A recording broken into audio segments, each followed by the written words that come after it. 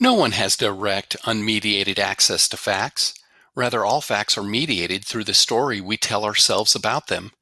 Facts plus story equals feelings. What story are we telling ourselves? We often infer or impute motivation that is actually unknown and may be quite different from another's actual motivation. Often we assign negative motives to others and assign innocent motives to ourselves, which is called the fundamental attribution error. The narrative we tell ourselves influences how we feel about a situation. The same set of facts can lead to widely disparate feelings and reactions depending on the narrative we've told ourselves. For example, imagine a pastor who spoke harshly to a parishioner. Depending on the narrative, the following responses are conceivable. If the story is, "This is a behavioral pattern," we might feel anger. If the story is, "Pastor just lost their mom and are not at their best," we might feel compassion. If the story is, "Pastor was being protective of their family," how does that make us feel?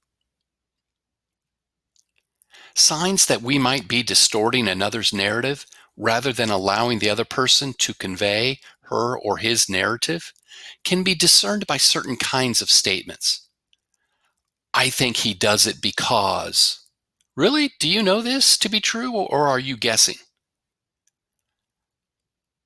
My guess is that it makes her feel, "Oh, so now you have the same insight as God?"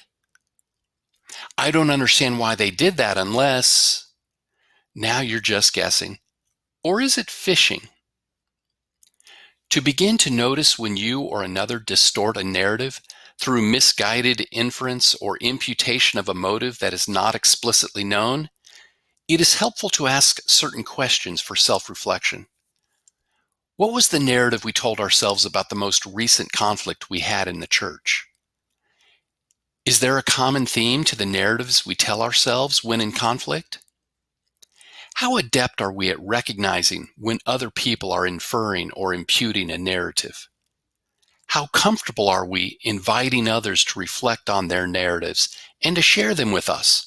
What Brene Brown calls inviting people to rumble.